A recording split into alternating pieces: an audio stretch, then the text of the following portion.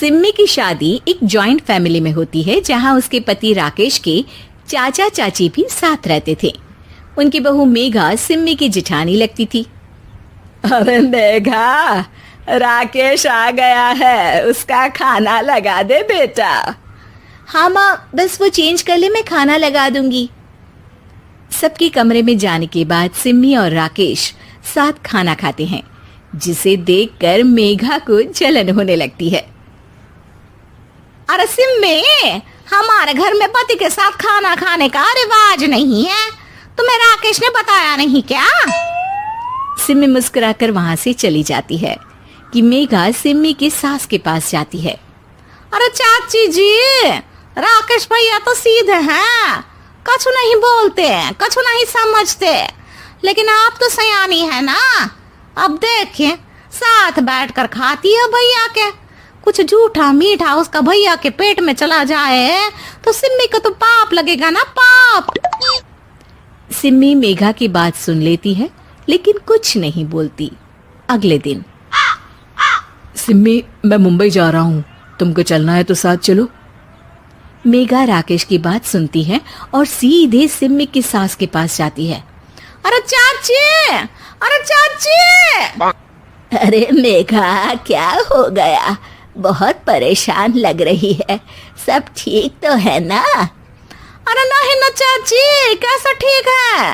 राकेश भैया मुंबई जा रहे हैं, आप तो जानती हैं कितने सीधे हैं, इतनी दूर जा रहे हैं, कहीं कुछ हो न जाए। अरे नहीं नहीं, मैं नहीं जाने दूंगी उसे। अरे सिम्मी, पता चला है कि राकेश मुंबई जा रहा है। ना बेटा ना, वो नहीं जा सकता। अरे माँ, उन्हें ऑफिस के काम से जाना था, लेकिन आपको तो पता है ना, उन्हीं दिनों मेरे मायके में शादी है, तो वो अपनी जगह किसी और को भेज रहे हैं। अच्छा अच्छा, तो फिर ठीक है। सिम्मी समझ जाती है कि मेघा ने सास के कान भरे हैं। वो सास से कहती है, माँ जी, लेकिन हम दोनों कुछ दिनों के लिए मसूरी जा रहे हैं। आप तो जानती हैं कि शादी के बाद हम कहीं नहीं गए। अच्छा अच्छा, ठीक है, जाओ घुमाओ। सास वहां से चली जाती है। सिम्मी अपने कमरे में कपड़े पैक कर रही होती है कि तभी मेघा आ जाती है। अरे गर्मी में सर्दी के कपड़े काहे पैक कर रही हो? सिम्मी को मेघा पर नाराजगी तो होती है, लेकिन फिर भी वो कुछ नहीं बोलती। दरअसल मैं और राकेश हनीमून के लिए मसूरी जा रहे हैं ना। का हनीमून? हाँ हाँ, हनीमून। क्यों? हनीमून के लिए तो पति पत्नी ही जाते हैं ना, तो मैं और राकेश जा रहे हैं। मेघा भागकर सिम्मी की सास के पास जाती है। अरे चाची, सच में तुम लोगों जितना सीधा परिवार तो मैंने देखा ही नहीं है। अरे अकेले भेजोगे दोनों को? मैं और सुरेश तो कभी अकेले नहीं गए। हाँ भाई, हम तो परिवार में ही अच्छे, बड़ों के बीच, ऊपर से खर्चे है भगवान। अरे चाची, पहाड़ी इलाका है, कुछ हो गया तो? सास सीधी सिम्मी को बुलाती है, लेकिन सिम्मी तो वहीं सास के कमरे के बाहर ही खड़ी थी। बस मेघा दीदी, आपसे यही उम्मीद थी।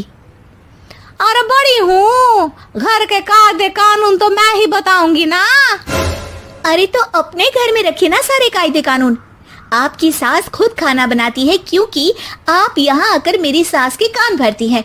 आपका पति हमेशा खुद खाना लेकर खाते हैं, क्योंकि आप मेरे घर में ये देखने के लिए बैठी रहती हैं कि मैंने और राकेश ने साथ खाना खाया तो खाया कैसे। मेघा दीदी, आप अपने घर और घर वालों का ख्याल रखिए, मेरे घर में ज्यादा घुसने की जरूरत नहीं है। और हाँ, मैं अपने सास और पति को संभाल लूंगी। मेघा चिल्लाती हुई वहां से चली जाती है, जिसकी आवाज सुनकर राकेश वहां आ जाता है।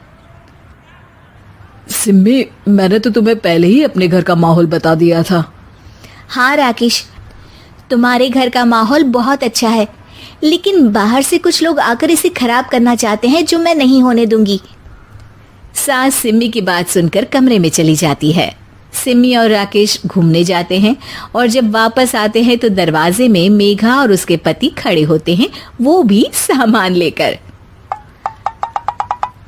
अब छोटे मर्यादा तोड़कर घूम रहे हैं तो हम काहे नहीं। अरे भाभी, तो आपको किसने मना किया है? वैसे भी 4 दिन की जिंदगी है, दूसरों के घर में ताक झाक करके बिताने से अच्छा हो मौज करके ही बिताओ।